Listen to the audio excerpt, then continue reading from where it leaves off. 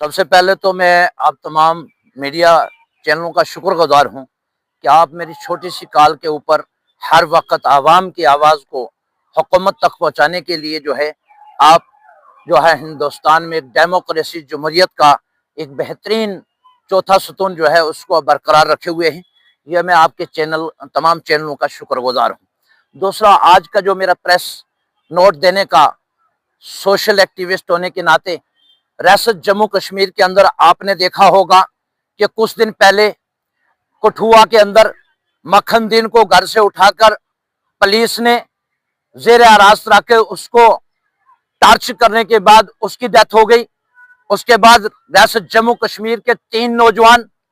जो है घर से उठा लिए गए, जो गुजर कम्युनिटी से ताल्लुक रखते थे, बकरवाल बरादरी से थे। और इसी तरह आप ये देखें कि 18 रजौरी के अंदर अमवात हो गई और उसके बाद और भी कश्मीर के अंदर शुपिया के अंदर ना जाने कितने हमारे नौजवान बच्चे, औरतें और मर्द रियासत जम्मू कश्मीर में मौत के शिकार बन गए। लेकिन इस वक्त तक रियासत जम्मू कश्मीर की सरकार हो, एलजी हुकूमत हो या केंद्र सरकार हो, मैं पूछना चाहता हूं अपने मुल्क के वजीर आजम से, क्या यह हिंदुस्तान और डेमोक्रेसी जमहूरियत इस मुल्क की शान जो थी, आज तक जो है रियासत जम्मू कश्मीर के जो लोग बॉर्डरों की हिफाजत करने वाले और इस मुल्क के साथ जो है प्यार मोहब्बत करने वाले लोग थे, उनके ही नौजवान बच्चों को उठाकर पुलिस हो या एजेंसियां हो वो उठाकर जो है मौत के घाट उतार दे। अगर कोई सोशल एक्टिविस्ट जैसे चौधरी तालिब साहब इस कौम के लिए लड़ रहे हैं, अपने रियासत जम्मू कश्मीर के लोगों के बच्चों के लिए लड़ रहे हैं कि उनको मौत के घाट कैसे उतारा गया, तो जब कोई सोशल एक्टिविस्ट अपनी आवाज उठाने की कोशिश करता है तो उसके ऊपर रियासत जम्मू कश्मीर के अंदर पुलिस का, एडमिनिस्ट्रेशन का इतना प्रेशर आ जाता है कि झूठे मुकदमों के अंदर उसको फंसा दिया जाता है। मैं आज पुंछ से चौधरी तालिब साहब ने जो जिरका बुलाया कल,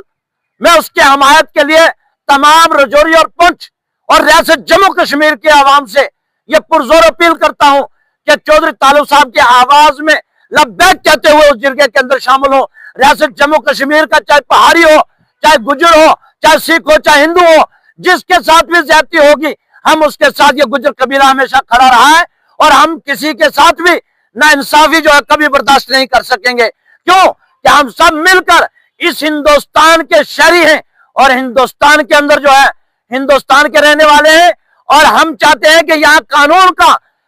का जो है अख्तियार बालादस्ती कायम होनी चाहिए। 3 वो नौजवान जिनकी डेड बॉडी 1 महीने के बाद मिली है और वो भी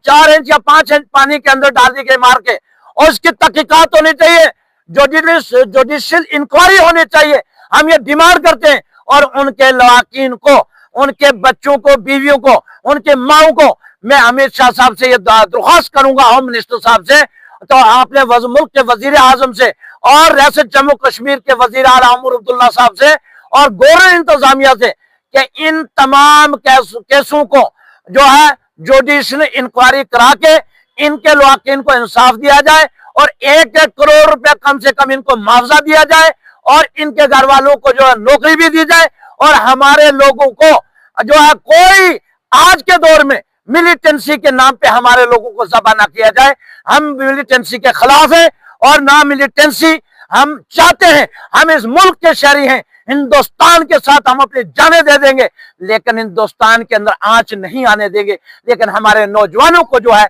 इस तरह ज़बा ना किया जाए, मौत के घाट ना उतारा जाए। और दूसरा हमारा मकसद ये है कि जो वक्फ बोर्ड तरमीमी बिल आज लोकसभा और पार्लियामेंट के अंदर पेश किया जा रहा है, हम ये अपने मुल्क के वजीर आजम से क्या देना चाहते हैं और होम मिनिस्टर साहब से क्या देना चाहते हैं, इस हिंदुस्तान को आजाद करवाने के अंदर हमने हिंदू, मुसलमान, सिख, ईसाइयों ने मिलकर इस हिंदुस्तान को आजाद करवाया और सबसे ज्यादा कुर्बानियां अगर है तो वो हमारी है और सबसे ज्यादा प्रॉपर्टियां अगर वक्फ की हैं तो वो हमने की हैं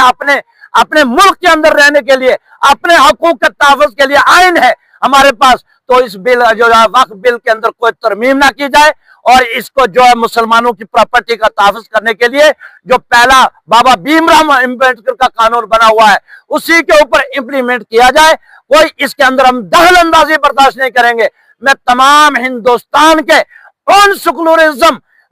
لوگوں سے، وہ سکھ ہوں، ہندو ہوں، مسلمان ہوں، ہم ان سے اپیل کریں گے کہ وہ اس وقت بل کے خلاف جو ہے اپنی آواز بلند کریں، تاکہ یہ بل جو ہے پاس نہ ہو سکے، اور مسلمان قوم کا، سکھ قوم کا، عیسائیوں کا جو ہے ہم سب مل کر ان کے جو ہمارے گردوارے ہیں، مسجدیں ہیں، مندر ہیں، تاکہ اس کی حفاظت کر سکے۔ یہ انگریزوں کے کل بھی غلام تھے بی جے پی والے، اور آج بھی غلام ہیں۔ یہ ہندوستان میں ایسے ہی ڈرا کر حکومت کرنا چاہتے ہیں۔ میں عوام سے یہ کہہ دینا چاہتا ہوں کہ ہندوستان صرف ڈیموکریسی، جمہوریت ہمارا ملک ہے، اور اس کو آئین کے ساتھ جو ہے اس کی بالادستی قائم رہنی چاہیے۔ اور اس ملک کے اندر جو نفرت کا بیج بویا گیا ہے، وہ صرف 3 آدمی نے بویا ہے۔ وہ یوگی جی نے بویا، امیت شاہ نے بویا، اور مودی جی نے بویا۔ اگر مودی جی یہ کہتے تھے کہ سب کا ساتھ، سب کا وکاس اور سب کا ساتھ ہے، تو کہیں ایک عید بنا دے مودی جی، جہاں مودی جی جا کے مسلمانوں کی عیدگاہ میں مبارکباد دینے کے لیے کھڑے ہوئے ہوں آج 10 سال میں۔